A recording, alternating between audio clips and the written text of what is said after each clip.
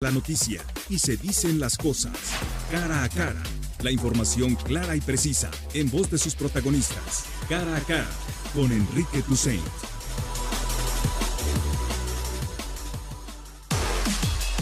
Como ustedes saben, nuestra lucha ha estado siempre enmarcada en la Constitución, en la lucha no violenta, en trabajar por el prójimo, en salvar vidas, en trabajar por los más vulnerables, en atender a nuestras familias, en construir capacidades en el marco siempre de nuestra Constitución. En ese proceso dijimos, cuando el pueblo esté en las calles, asumiríamos las competencias. Cuando la comunidad internacional respaldara ampliamente nuestra lucha, estaríamos con el pueblo de Venezuela. En este momento hacíamos un gran llamado a los empleados públicos y a un componente fundamental, no solamente para la transición, sino para la reconstrucción de Venezuela, recuperar soberanía nacional.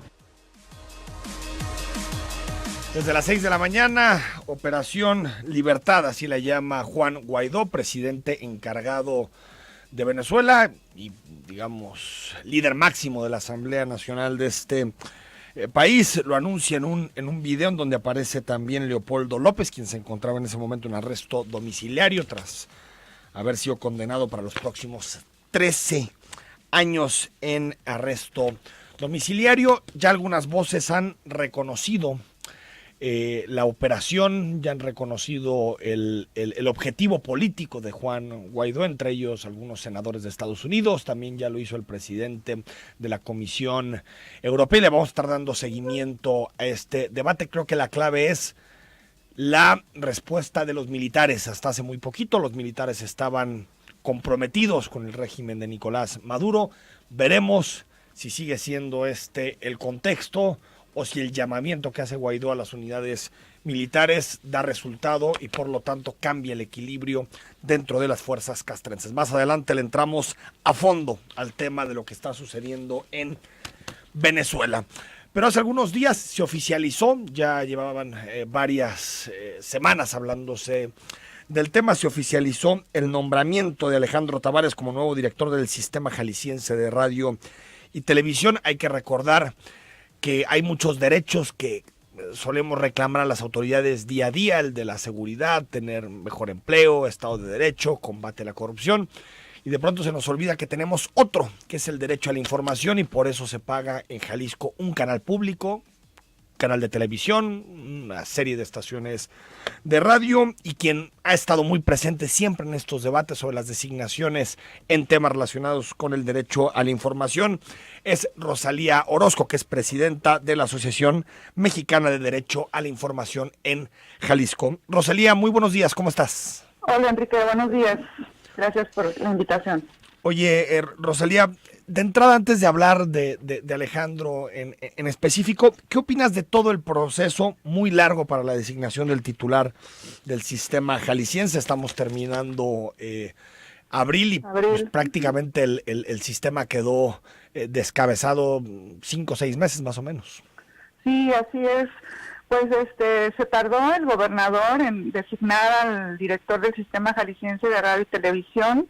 Nosotros hicimos el señalamiento de que era necesario nombrarlo pues al inicio del gobierno para que precisamente el sistema comenzara a trabajar pues de acuerdo a las políticas que ha venido trabajando.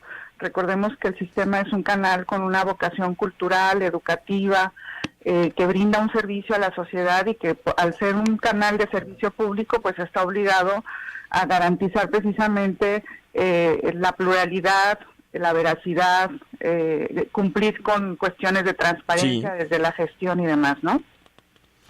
Y en términos, digamos, Rosalía, de Alejandro Tavares como tal, como designación, noto en el comunicado que enviaron que no se meten mucho a analizar el perfil, pero sí piden que no se pierda el carácter público del canal.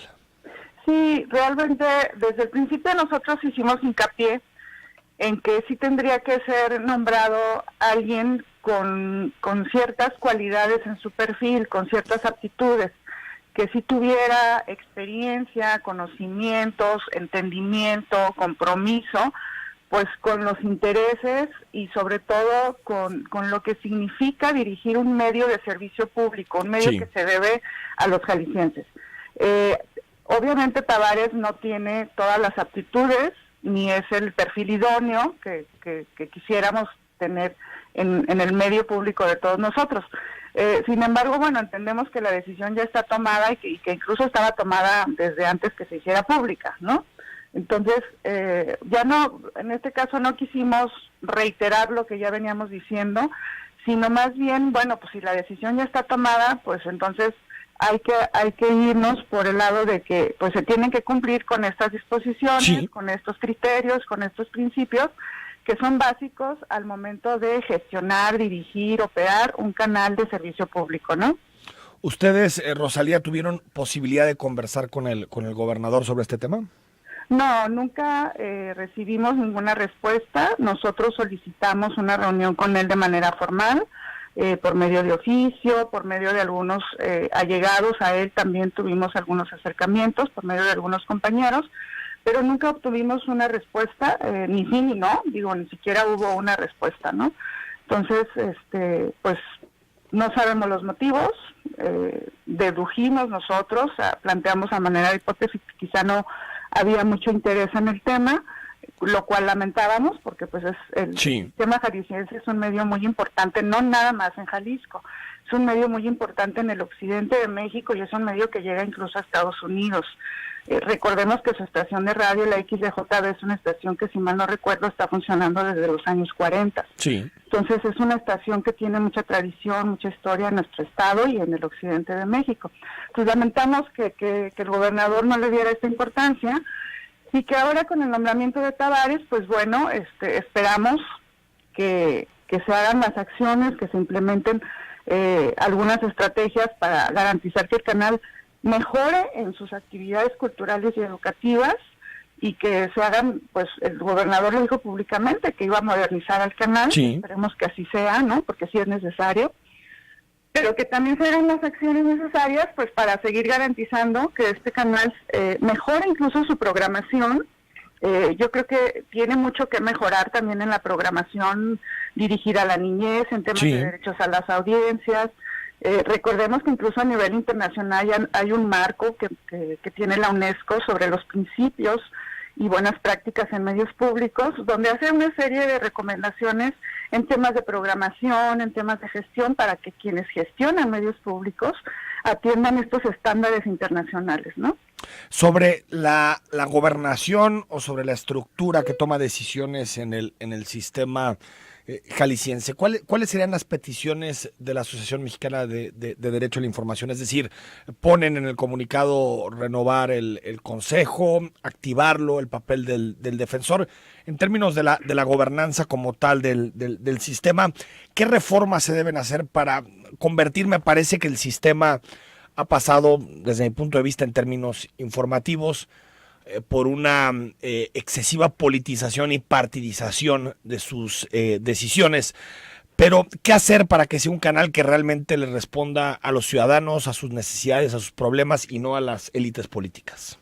Sí, mira, de hecho, la MEDI ha trabajado desde hace 3 años más o menos una iniciativa para reformar la ley orgánica del sistema. Sí. Obviamente a nivel nacional ya hay un marco regulatorio que establece ciertos principios, algunos de los cuales recogimos en el comunicado, y hay que decir que bueno, muchos medios no aplican estos principios y este marco regulatorio que ya está establecido. Sin embargo, obviamente el sistema jalisciense tiene una ley orgánica, y esa ley orgánica sí es necesario reformarla. AMEDI trabajó en una iniciativa que de hecho fue presentada, si mal no recuerdo, en el 2016 y le dimos seguimiento en el 17 con Pedro Kumamoto para impulsar esta reforma, y en esa reforma se establecía de alguna manera que, por ejemplo, el gobernador no siguiera designando al director del sistema. Sí, que fue al Congreso, ¿no? Exactamente, porque creemos que eso limita la autonomía y la independencia del sistema. Es decir, ahora... y lo estamos viviendo, ¿no? Es decir, el gobernador designó a alguien que evidentemente es alguien cercano a él, que lo conoce, no sabemos hasta qué nivel y qué tipo de compromisos haya, pero sí sabemos que hay una amistad o algo de allegamiento hacia el gobernador. Entonces, eso de alguna manera puede o pone en riesgo la autonomía y la independencia del canal, y me refiero a cuestiones de independencia editorial. Sí. Es decir, que el canal sea totalmente independiente al momento de hacer cobertura de ciertos temas, que no tenga una línea política o partidista hacia ciertos grupos, limita la pluralidad del canal. Entonces, eso es un riesgo para cualquier sistema público de medios. Entonces, eso es algo que nos preocupa, y en la reforma a la ley orgánica establecíamos muy claramente eso, que fuera el Congreso quien, mediante una terna y mediante... ¿Y el Congreso le da más autonomía, Rosalía? Sí, no necesariamente, pero tendría que, de hecho se establece también en la ley que se elija a un comité evaluador integrado por ciudadanos, quienes sean o quienes sean que evalúen o integren una serie de criterios o recomendaciones. Algo similar al CPS, pero en tema de comunicación del sistema. De hecho, el tema de las designaciones es un tema que yo creo que es primordial en absolutamente coincido, en toda la política pública. No, es que digo que si cae en el Congreso podemos terminar en las cuotitas de siempre, ¿no? Exactamente. O sea, ya le toca al PAN designar MC al PRI acá, y pues la independencia termina siendo muy relativa, ¿no? Exactamente. Entonces sí tiene que estar siempre en el proceso de designaciones a cargos públicos un comité integrado por ciudadanos, que no sean miembro de ningún partido, de ningún grupo político, que tengan reconocimiento por sus trayectorias académicas o profesionales y demás, ¿no? Y Rosalía, antes de despedirte, ¿en qué fase está la iniciativa? ¿Sabes? ¿Se dictaminó, no se dictaminó? No, quedó a manera de iniciativa, la impulsamos a través de Kumamoto. Sí. Creo que no, recuerdo que no se presentó, fue en el periodo de Bernardo, donde precisamente se impulsó más este tema, de Bernardo Mazzini. Pero se presentó en el Congreso, nada más ya no pasó a comisiones, quedó en la congeladora, digamos. Exactamente, se quedó. Pero ahí está la iniciativa. Ahí está, y lo que esperamos es retomarla en este año, de ser posible, vamos a acercarnos a algunos de los legisladores de la actual legislatura, precisamente, a ver si a alguno le interesa pues hacer la suya e impulsarla, ¿no? Y lo que queremos es también retomar esa iniciativa, porque entendemos que lo que se trabajó hace 3 años es mejorable, ¿no? Todo proceso legislativo es mejorable siempre. Sí, pero como una plataforma de despegue, ¿no? Para las discusiones en torno al canal público. Pues bueno, te agradecemos. En próximos días seguramente tendremos posibilidad de platicar con Alejandro aquí en Cara a Cara, y le vamos a trasladar con mucho gusto, Rosalía, tus cuestionamientos. Gracias. Muchas gracias a ti, Enrique. Saludos. Rosalía Orozco, quien es presidenta de la Asociación Mexicana de Derecho a la Información. Mañana es Día Internacional del Trabajo, lo analizamos en Cara a Cara. Escríbenos al 3318 8076 41 y descríbenos tus condiciones laborales, qué prestaciones tienes, si crees o no que tu salario es suficiente, si gozas de los días de vacaciones estipulados por ley. Hoy lo platicamos también, por cierto, en el contexto de la aprobación ayer en el Senado de la República de una reforma laboral que dejó insatisfechas a las cúpulas empresariales y se han manifestado en estos últimos días a través de distintos desplegados. 9:18 a.m, al corte, y regresamos con esta discusión.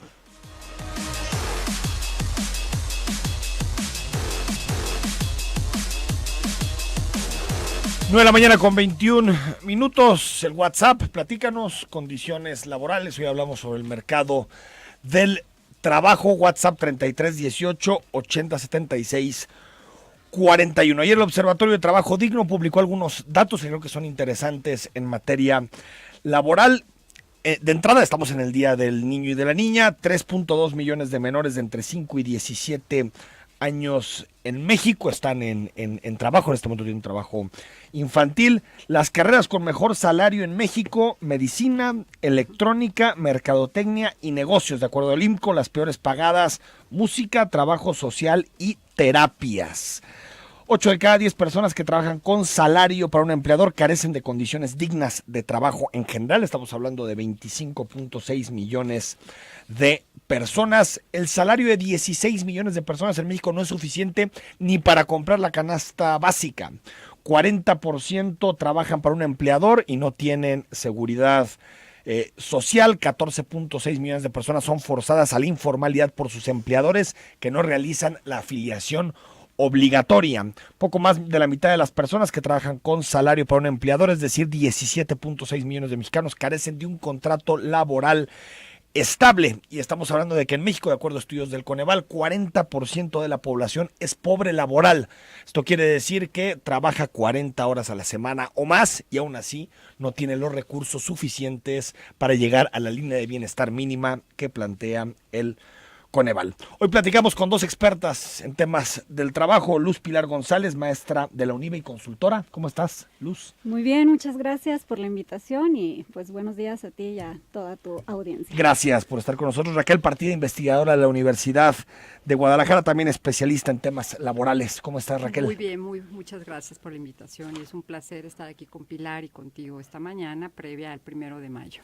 Oye, Raquel, nos acostumbramos a un mercado laboral así. Ahorita estamos hablando de las cifras que son dramáticas. Nos acostumbramos a trabajar así, sin condiciones, sin prestaciones. Mira, fue toda una discusión que se hizo en la década de los 90 sobre un trabajo de la reestructuración productiva y la flexibilidad del trabajo. Veníamos con un programa de trabajo que era muy estructurado y muy controlado con ciertas condiciones de trabajo, donde los sindicatos juegan un papel de mucho control y aliado a los gobiernos. Cuando en la década de los 90, o sea, una de las crisis fuertes neoliberales, entonces se empieza a flexibilizar y hay una serie de reformas laborales que se fueron haciendo de a poquito, como a cuentagotas, y que fueron disminuyendo las condiciones de trabajo. Ahí viene el boom de los outsourcing. Bueno, Jalisco se ha considerado ser el patriarca en las cuestiones de outsourcing por la industria electrónica y de las TICs. Y bueno, entonces tenemos toda una trayectoria y un trabajo en el que se flexibilizaron las relaciones laborales, las condiciones de trabajo y bajaron los salarios. Es increíble que tú ves las cifras que tú nos estás ahorita compartiendo, Enrique. Sabemos nosotros que México, la gente es muy trabajadora, pero sí, los salarios son bajísimos. Entonces, ¿cómo lograr armonizar igualdad de circunstancias de trabajo con igualdad de circunstancias salariales? Y eso hay un desfase, hay una desigualdad en la estructura económica desde que se considera el salario mínimo, pues es muy bajo. Estamos hablando de salarios de 4,800 pesos al mes. O sea, que 1,000 y tantos pesos a la semana. ¿Qué familia vive?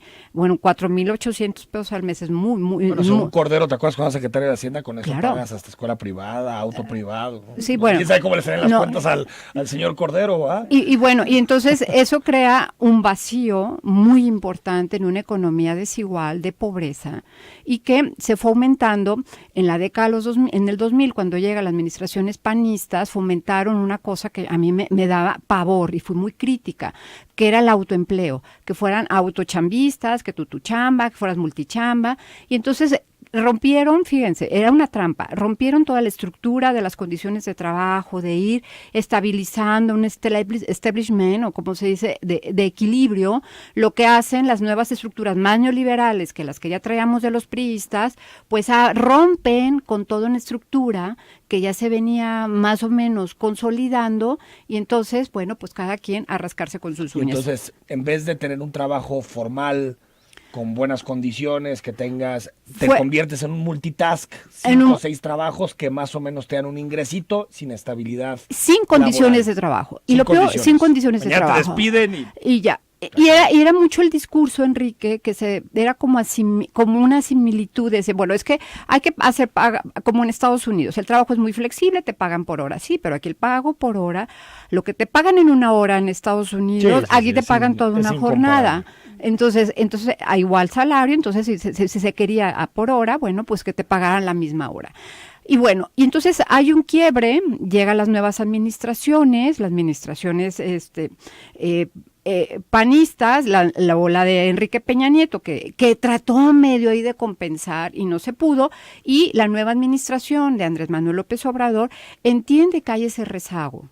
Sí entienden que hay toda una discusión de que se dejó de lado a la protección de los trabajadores. No estoy hablando de los educados, sino de los trabajadores de línea, de producción, de los del Oxxo que están en la esquina, los de servicios.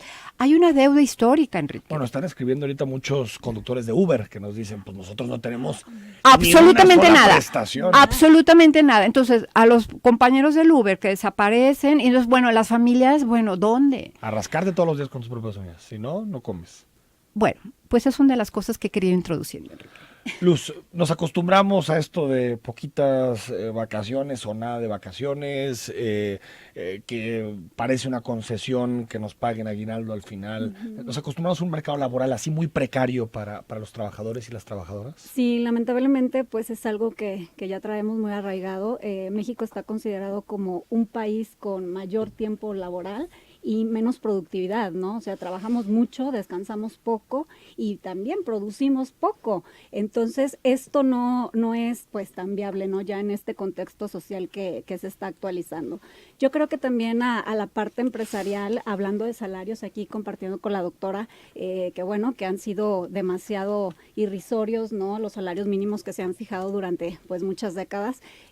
También, bueno, encontramos que el sector empresarial a lo mejor no ha caído en cuenta en que todo lo que tiene arriba y fluye hacia abajo, después regresa hacia arriba, ¿no? Si tú das buenos salarios a los trabajadores, pues obviamente ellos van a tener un mayor poder adquisitivo y a través de ello, pues se va a comprar comprar más, y se va a más cumplir. Tú produces, no sé, ciertas etiquetas para ciertas embotelladoras de agua y bueno, tú pagas buenos salarios a tus trabajadores, ellos van a tener el poder adquisitivo de comprar y bueno, es una cadena, ¿no? Entonces todo lo que viene de arriba tiene que bajar y al bajar hacia a la clase pues pobre, más necesitada, evidentemente vuelve a subir, ¿no? Evidentemente considero que sí tenemos condiciones laborales pues que deben de ir trascendiendo, tanto los derechos sustantivos, pues los mínimos tienen que ir creciendo, no es posible, por ejemplo, aquí en la zona metropolitana de Guadalajara, ¿no? Simplemente laboramos 8 horas como mínimo, pero hay personas que viajan 2 horas en transporte público, entonces ya son 10 horas, ya llegaron cansados a trabajar, ya... No, pues vas, trabajas, duermes, te regresas. Sí, no hay ese momento para la convivencia familiar, para inculcar valores a la sociedad. Entonces, pues lamentablemente, aparte, si a eso le agregas que no, el trabajar más horas no implica mayor productividad, pues estamos en este contexto que sí. Aquí siempre sale el debate sobre la productividad y cuando es cierto que México no es tan productivo como Corea del Sur o como, claro, como Singapur o como China pero también es cierto que si tú ves las gráficas de la productividad versus salarios, sí ha habido un diferencial. México ha crecido en productividad en los últimos 25, 30 años y eso no se ha traducido en mejores salarios. O sea, en realidad, correcto, cuando uno hace una ecuación simple... 2 más 2 son 4. 2 más 2 son 4. Claro, 2 más 2 son 4. Ese gap, ese diferencial entre el salario y la productividad, ¿quién se lo está quedando? Y en realidad son la mayoría de los empleadores. O sea, quien se queda ese diferencial es el empleador. Esa siempre fue la justificación, Raquel, para no subir el salario mínimo, porque se decía, hay que vincularlo a la productividad. Pues si lo hubiéramos vinculado a la productividad hace 25, 30 años, ahorita el salario estaría tal vez en 230, 240 pesos la hora.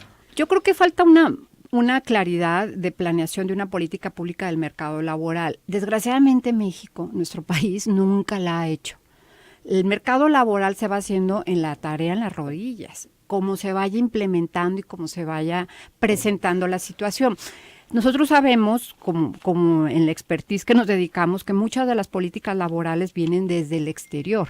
La economía, el tipo de economía que tenemos que hacer viene desde el exterior. Bueno, esta reforma laboral viene del exterior, la que se aprobó ayer. Sí, claro. Viene desde el exterior. Y qué bueno, porque me parece una buena reforma laboral mejor que la que bueno teníamos. Que nos presionen para eso y no para otras cosas, sí. ¿no? Y entonces se convierte como en un vacío. Hay un vacío de lo que se espera y lo que es en la realidad.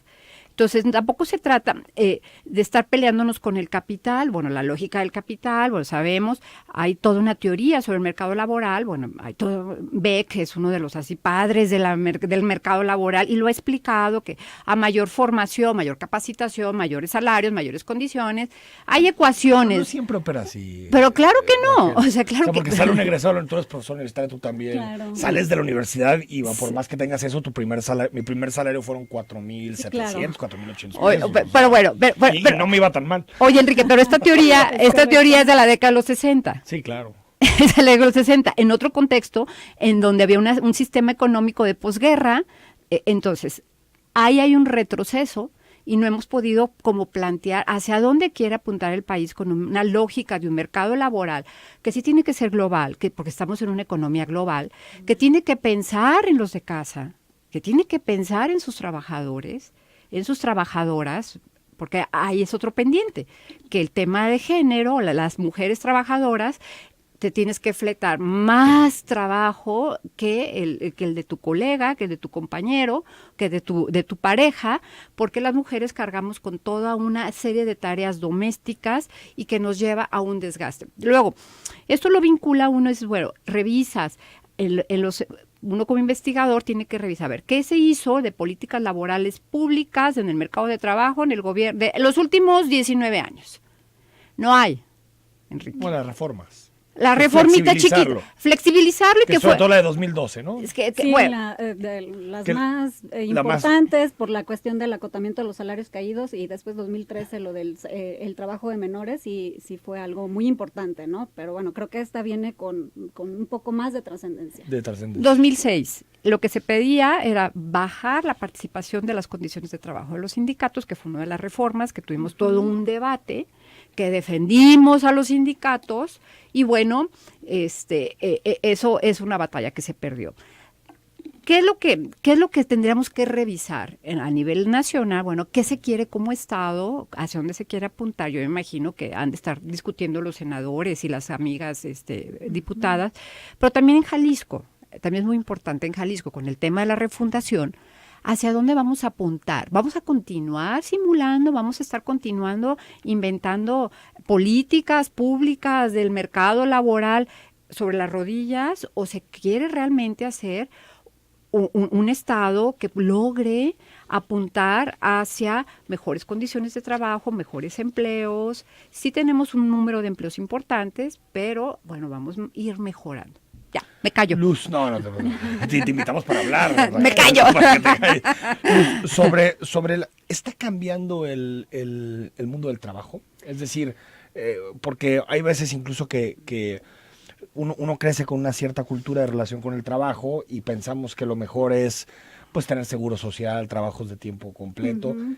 Y ya ves, por ejemplo, ahorita con los chavos que están recién egresados de la universidad, chavos y chavas que te dicen, no, yo prefiero tener un poquito de más tiempo, no me quiero atar.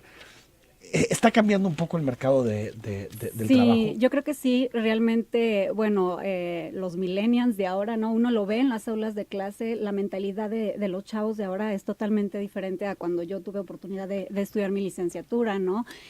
Ahora ellos buscan más practicidad, buscan las cosas más fácilmente, lo que se les da de manera, pues, sí, no lo dudo, la tecnología ha tenido un impacto tan importante y ha creado muy buenos elementos, hay muy buenos elementos dentro de estos chavos, ¿no? Pero también de repente no se ve el compromiso, ¿no? Dicen, bueno, a mí no me interesa, yo a final de cuentas veo un sistema, por ejemplo, a nivel de pensiones, donde la ley del 97 vino a modificar todo este sistema de pensiones y pues yo como millennial se reformó también lo de las afores.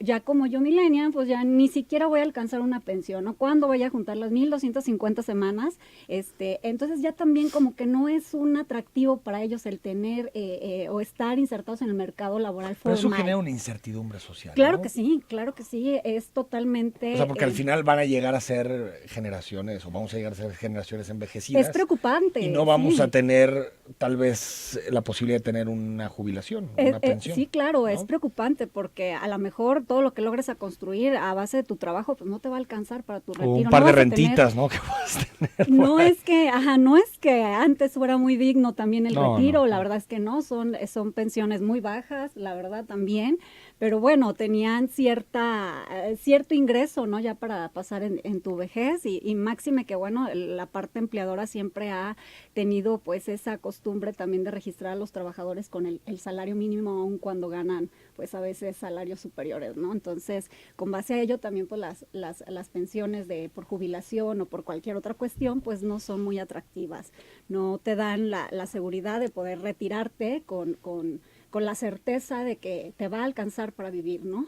Entonces, Raquel, sobre este tema del nuevo mercado laboral. El nuevo mercado laboral, los jóvenes no se plantean adquirir un departamento, no se plantean a mediano, a largo plazo un proyecto de vida. Sí, a mí lo que me interesa es vivir con una mascota, yo para qué quiero, o de vivir con roomies.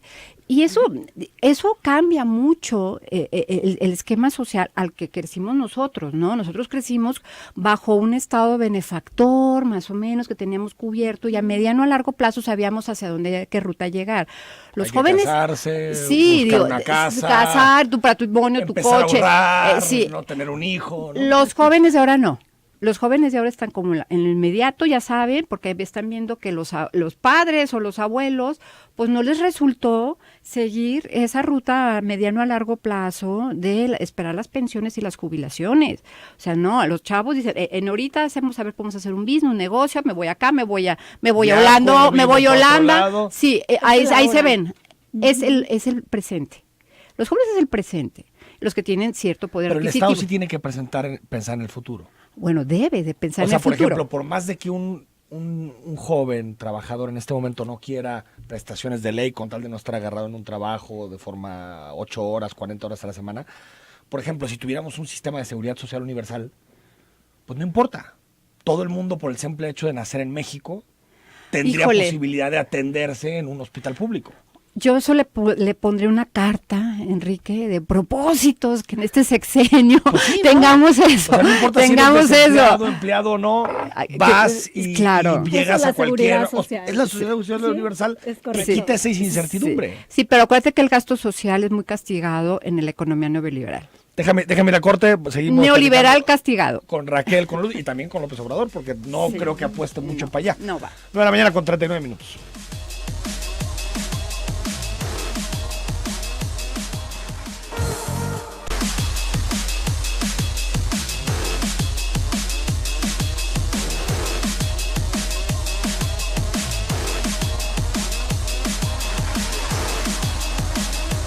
Yes. 9 de la mañana con 43 minutos, muchos comentarios y mensajes. Gracias por participar con nosotros esta mañana de martes, mañana día feriado, 1 de mayo, Día Internacional del Trabajo. Estamos hablando sobre el mercado laboral.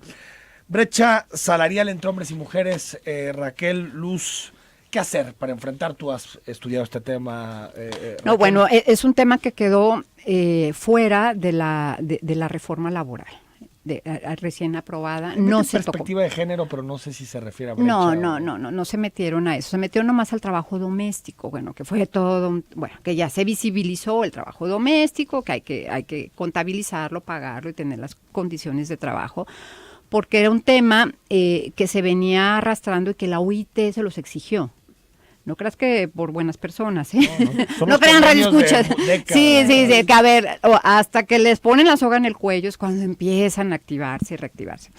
Nosotras creemos que la paridad económica es muy importante, porque la paridad económica nos va a disminuir las violencias entre las familias, la violencia intrafamiliar, doméstica, porque esta paridad económica nos puede dar una situación de democracia interna, entonces todos participamos, trabajamos. Pero ¿qué sucede en la realidad?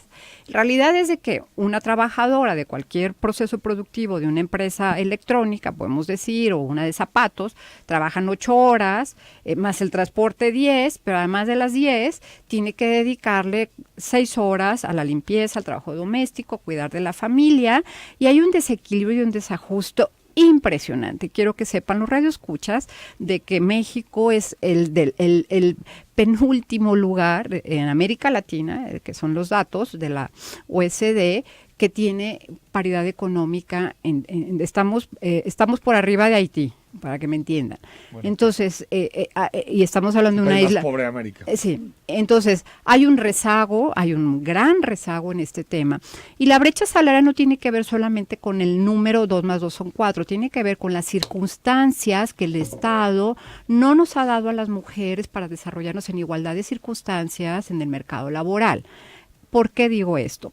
Primero, la mujer y los hombres estudian, que es una condición del mercado laboral, que estés preparado y todo eso está igual, en iguales circunstancias. Pero a la hora que te incorporas al mercado laboral, no hay una política de los cuidados y de la vida cotidiana, lo que implica llevar al hijo al colegio, recogerlo a la escuela, y los horarios en las escuelas públicas son de las 8 a la 1 de la tarde. Está hablando de un sistema de cuidados, que eso creo que podría empezar a introducir ese tipo de... Bueno, entonces estamos armando un foro a nivel, vamos a estar en julio sobre políticas del cuidado aquí a nivel nacional. Armamos una red con España y con 20 países latinoamericanos sobre las políticas del cuidado en América Latina. Ese es uno. Y la maternidad. Y claro, bueno, eso también genera brecha. Eso genera brecha, y el cuidado, la ley, se lo corresponde a los 40 días y todo a la mujer. Entonces se queda en una desigualdad de circunstancias, y hay toda una teoría muy cultural de que la mujer que trabaja debe de cargar con todo el peso. Si no desatiende. Si no desatiende la casa. Y si el hombre le pone el cuerno, pero ojo, señoras, a las que más les ponen el cuerno son a las que están en casa, no a las que trabajamos. Son la parte independientes económicamente. Sí, cuando son independientes y económicas. En cuanto sospechan un poquito, le dicen bye bye al marido. No, bueno, el marido se pone triste, ¿no? Porque ya lo cacharon. Pero el tema es ese. Hay toda una cuestión cultural. ¿Y muy por qué fuerte. no, Luz, que empecemos como en otros países a que los cuidados sean repartidos y que la ley trate de empujar eso, que una política pública de eso. Yo exijo. Yo lo digo, yo soy un hombre que me encargué mucho de mi niña, igual que mi mujer, pero porque fue decisión de los dos. Hay unos países que es obligatorio. Sí. Te vas la mitad y te vas la mitad, se acabó, para generar mayores condiciones de igualdad. Por supuesto, ¿no? La igualdad entre el hombre y la mujer implica, obviamente, ¿no? En la Ley Federal del Trabajo se ha establecido, y también por cuestiones de la Organización Internacional del Trabajo, que, bueno, debe de existir ese acceso a las mismas oportunidades entre hombres y mujeres, teniendo en cuenta las diferencias biológicas, sociales y culturales de la mujer. Pero con base a ello, pues sí es viable, ¿no? Que tenga un periodo de reposo mayor durante el embarazo, después del parto y demás, ¿no? Pero no obstante, pues también hay que compartir esa responsabilidad, ¿no? Corresponsabilidad entre hombre y la mujer. Bueno, sí, yo también necesito que cuides, que sea obligación también para tuya. No truncar la carrera correcto, también ¿no? profesional de la mujer. Es correcto, ¿no? Lamentablemente luego también por eso hoy en día hay menos mujeres que quieren ser madres, ¿no? Dices, no, por favor, yo soy tan feliz en mi trabajo, me encanta lo que hago, y esto implicaría dejar parte de mi vida para atender o dedicar a otro ser, ¿no? Y pues tampoco lo puedo dejar desprotegido. Entonces, yo creo que es algo que sí es cultural, atiende a cuestiones pues también de otrora, donde pues siempre se ha tenido a la mujer como la responsable de la familia, de los niños, el cuidado, y pues si tú estás trabajando, mengua ese cuidado a los menores, ¿no? Esos valores que luego ya no puedes transmitir también como madre, y pues el papá pues, tiene siempre las cosas un poco más. Yo quiero agregar algo. 20 segundos, Raquel. Yo quiero agregar algo. El Estado no ha favorecido las condiciones adecuadas para que las mujeres nos incorporemos al mercado laboral con igualdad de circunstancias. Es todo. Raquel Partida, Luz González, gracias por estar con nosotros. No, gracias por a ti. acompañarnos. A ver si en unos 15 días volvemos a hacer una mesa. Va. Había otro tema que me gustaría platicar con ustedes que tiene que ver con la robotización, la tecnologización y todo Excelente. eso, que es también un tema muy interesante. Tics. Entonces, en unos 15 días nos volvemos a convocar, si les parece. Excelente, muchas gracias. Gracias, vamos al corte, regresamos con tus mensajes y Justicia Abierta.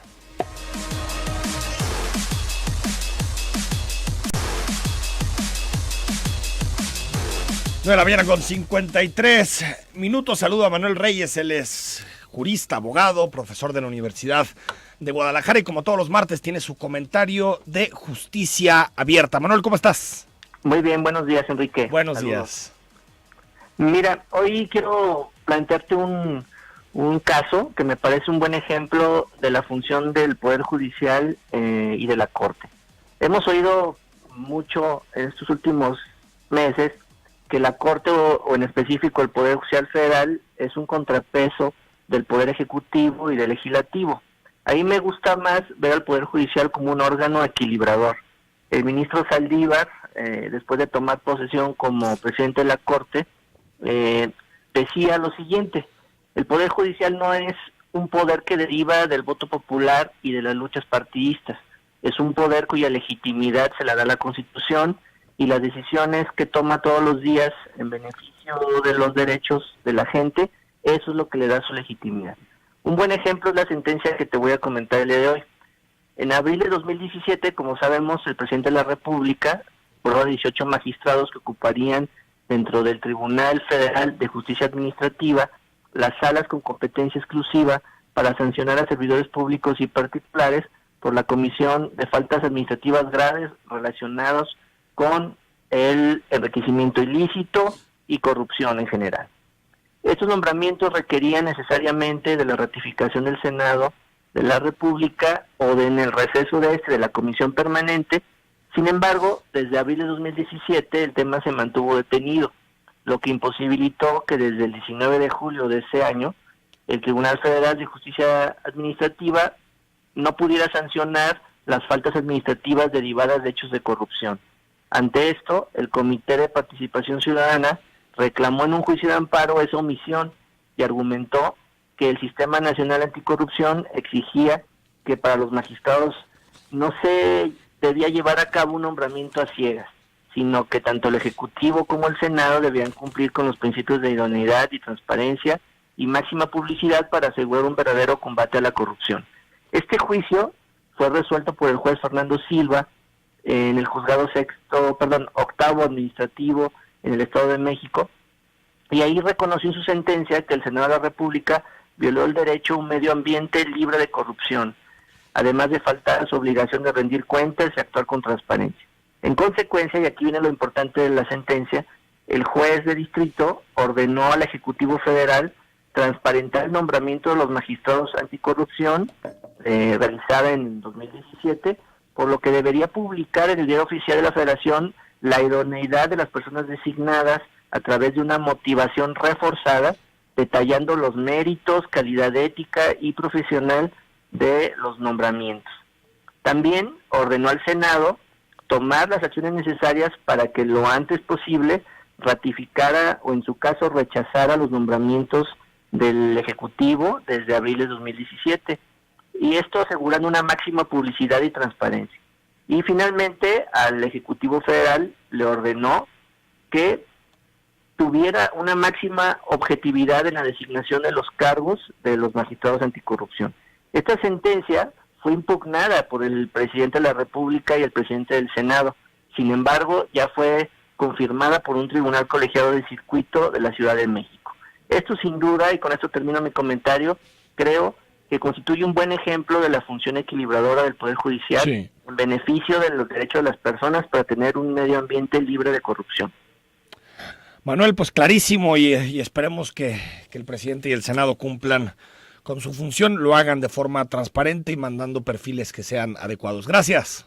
Hasta luego, Enrique. Saludos. Manuel Reyes dice, nos dice 6982, Enrique, con el tema de hoy ya me barrieron porque más bien parece que está en un chisme de lavadero, porque mejor hablan de los cambios, en qué consiste. Bueno, no sé de qué hablas, hablamos del tema laboral desde el principio. Eduardo Magdaleno, soy conductor de Uber y no tengo absolutamente ninguna prestación, reportando a los policías de la Fiscalía de la Patrulla G2100, quienes se me cruzaron de una manera violenta y con palabras altisonantes, me amenazaban. Gracias, Eduardo, ahorita le pasamos tu reporte a la Fiscalía para que sepan quiénes son estos uniformados. Jesús Sejudo, resultados de AMLO, INEGI reporta caída de 0.2 en el primer trimestre de la transformación de cuarta. Sí, efectivamente lo acaba de hacer público. Un golpe duro, tal vez un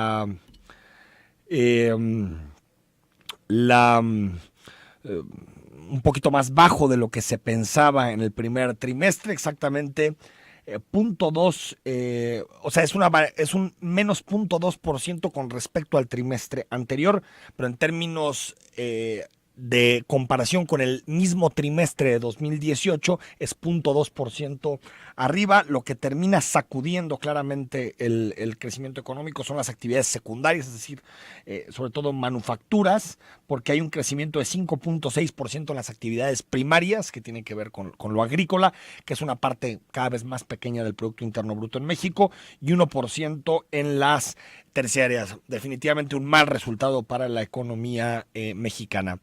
Pau Aguilar, ¿qué procede cuando sabes que hay lugares donde los trabajadores no tienen prestaciones? ¿Hay alguna manera de denunciar? Sí, ante la Secretaría del Trabajo se puede denunciar y se puede hacer de forma anónima. José de Jesús, la paridad económica no debe ser por género, sino por capacidades. 4176, se debería reformar los que cotizan para IMSS y pensiones del Estado sea una misma cuenta para la jubilación. De eso no se dice nada. Lo vamos a platicar porque también hubo cambios en las leyes de afores y jubilación ayer. Lo vamos a platicar a las 6 de la tarde en la tercera emisión de Zona 3 Noticias. Alfredo nos dice, las condiciones laborales son cada vez más precarias, pero también a las pymes el gobierno nos las pone muy difícil para cumplir con las leyes. Yo coincido contigo. Hace normas que solo las empresas grandes pueden cumplir. Saludos, Enrique, y ojalá que ya caiga el tirano de Maduro. Yo espero que caiga, pero que no caiga por una intervención militar o por un golpe de Estado, sino que caiga por las urnas y el voto libre de los venezolanos. Nos vamos, retomamos la conversación a partir de las 6 de la tarde. Mañana no hay cara a cara por el Día Internacional del Trabajo, pero el jueves estamos aquí en Mesa de Análisis.